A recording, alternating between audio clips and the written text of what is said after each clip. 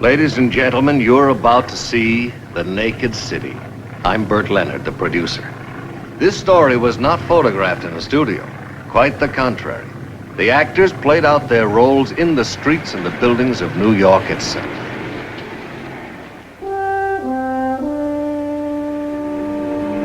You wait right here. Morning, Andy.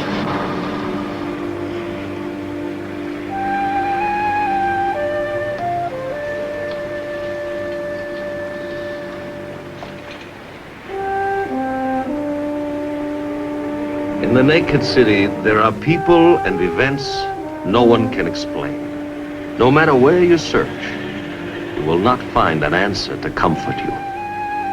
This is Andrew Isert, age 30, unmarried, soft-spoken, well-known in this quiet neighborhood. No criminal record, no history of mental illness. Look, Andrew. Nobody throws anything away anymore. Do you have anything for us today?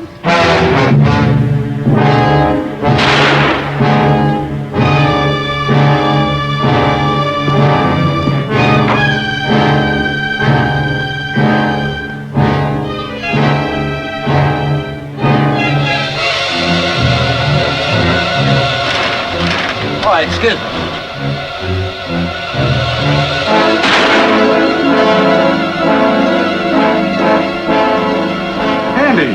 Andy, what? What are you doing?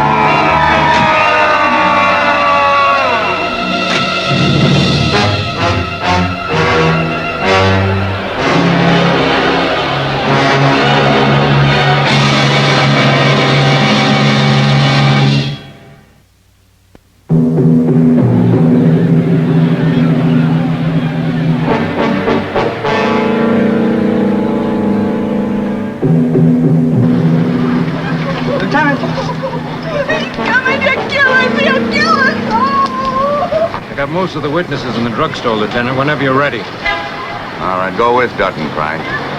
Jimmy's going to check Janet. When he gets back, we'll join you.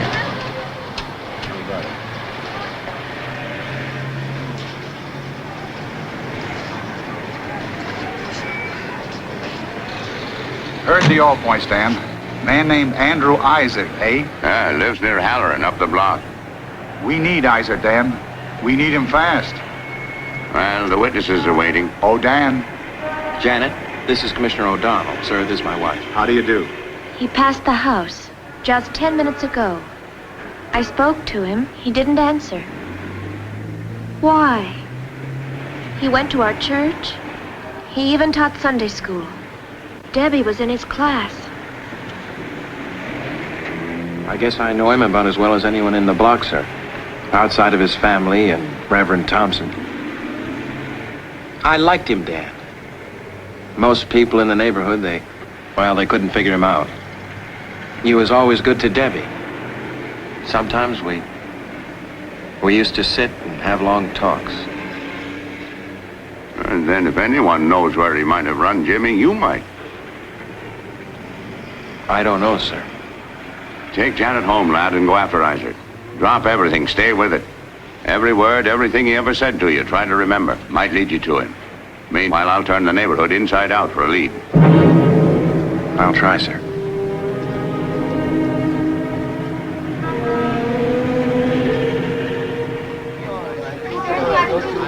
Are you taking names? Do you want to take them? Look, I'm sorry to have to keep you here, folks. The lieutenant will be right here. And as soon as he talks to you, you can all go home. You haven't taken my name yet. Bill. Lawyer, huh? Attorney. I live just up the block. There we go.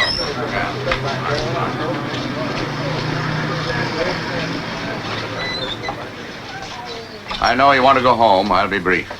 Well, he's still got that gun. Why aren't you out chasing him? We have men doing that, good men.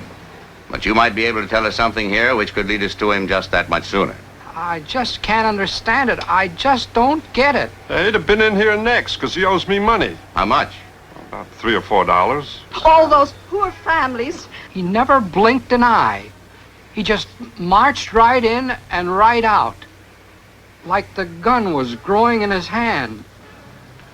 Mrs. Harris was shot first, I'm told. Did he have any recent trouble with Mrs. Harris? He had no trouble with nobody. He minded his own business. A quiet one, that guy. You gotta watch them quiet ones. Well, don't go working up steam about his being a psycho. I'm here to see that justice is done. I'm a citizen who's going to see he pays his life for theirs. He's as sane as any of us. I know. I talked to him when he used to come to church. Did he stop going? The last 3 or 4 months he's been keeping to himself. It's clear enough why he's been planning this. I saw him take that empty clip out and put in a new one. Now don't tell me that doesn't take planning. He's a smart one, all right. He figured if he killed only one person, he'd get the chair. But by killing a lot of people, everyone would think he's a madman. Yes. You see? That's what he'd get a jury to think.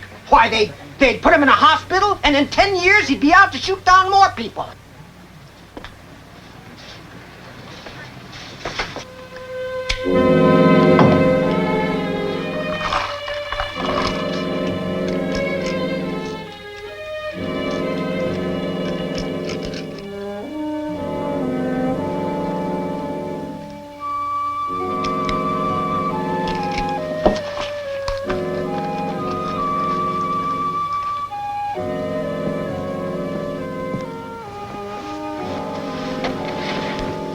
Look, I'm gonna call in whenever I can, so...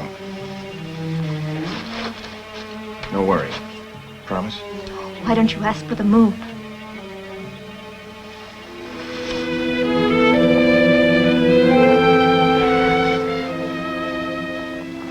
Well...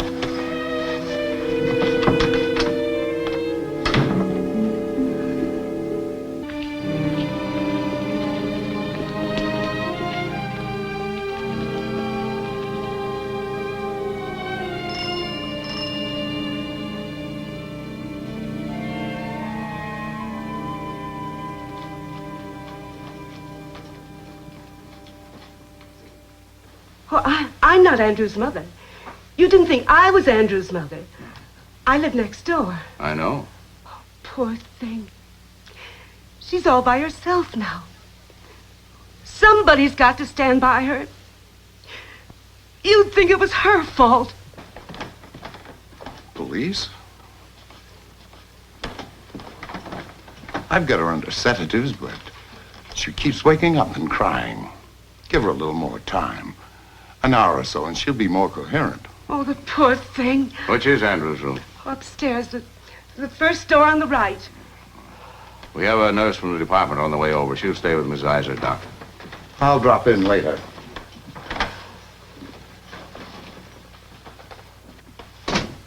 Did Andrew ever talk about any place he'd like to go, any place he'd like to hang out? Well, lately, he hasn't gone anywhere. Just stayed at home. He quit his job, you know, a month ago. He's just stayed in his room. Lieutenant,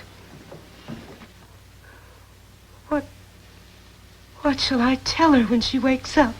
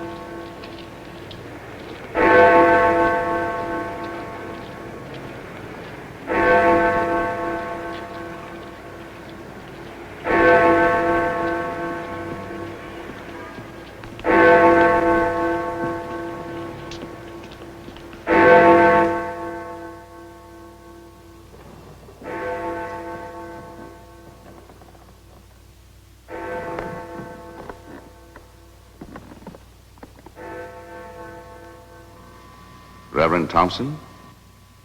Yes? I'm Lieutenant Muldoon. This is Sergeant Arcaro.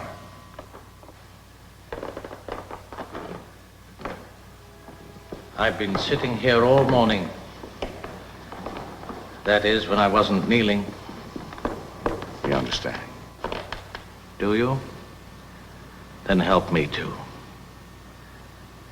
I baptized Andrew Isett. I watched him grow. He used to sit there every Sunday, years of Sundays.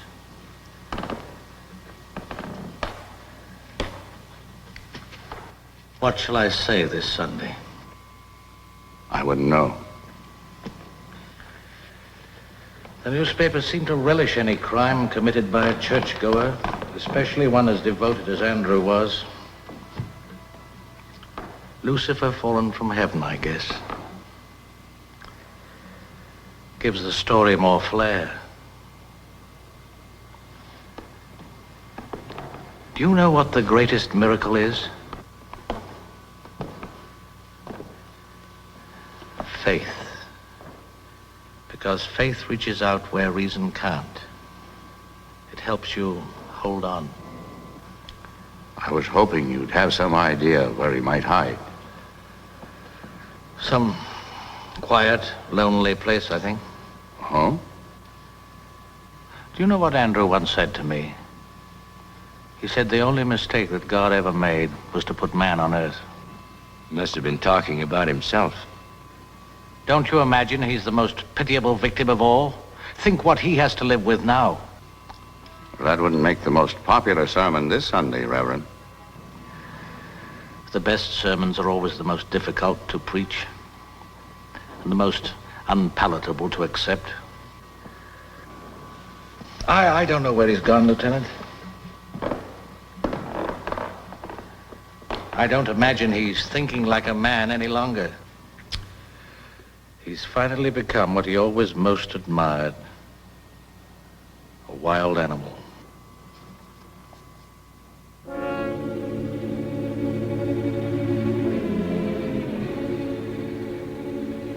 Now remember everything Andrew ever said, Halloran. All the things that did make sense. The simple love of animals that he taught your child on Sunday mornings. Remember the strange things, too. The words that were way out.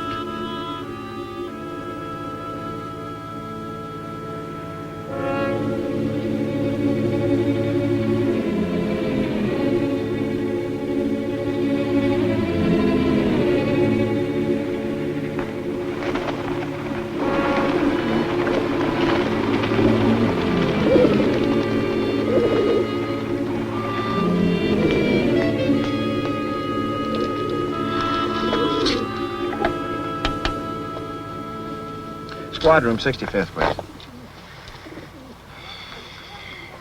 Hello, Hal, it's Jimmy. Is Ann back yet?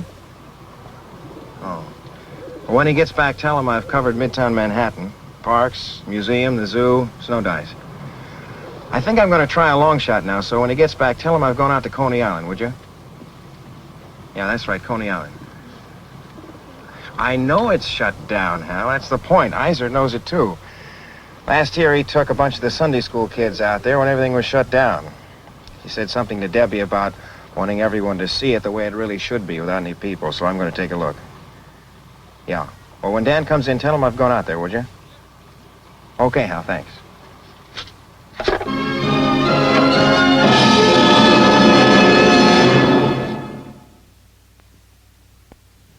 Coney Island. In summertime, the Riviera of the subway set, jammed with boisterous visitors. In winter, as deserted and as remote as some forgotten atoll in the far Pacific. And where as many as 1 million people have walked on a single Sunday, now a man can look in either direction for 6 miles and see nothing move.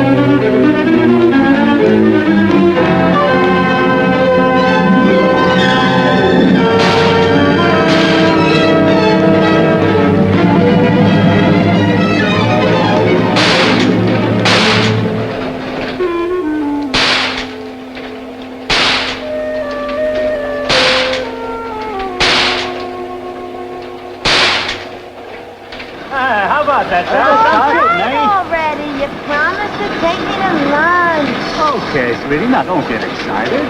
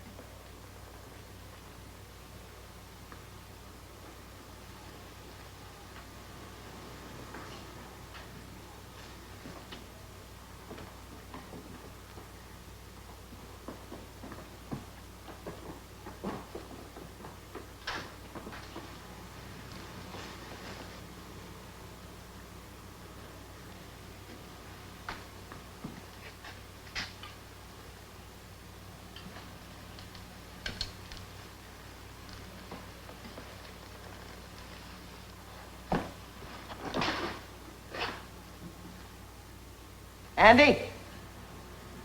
I don't want to kill you. Go away. Now, you know I can't do that. I'll kill you. Look, Andy, if I don't get you to a hospital soon, you won't live. Now, look, I'm here to help you, believe me. But why? Nobody deserves to live. We all had our chance. We lost. We failed. Oh, now we go nowhere. Just lower into the ground. Push them down. And then they'll grow again. Clean. Simple.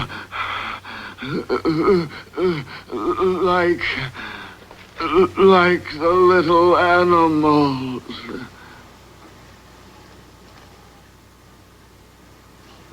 Andy?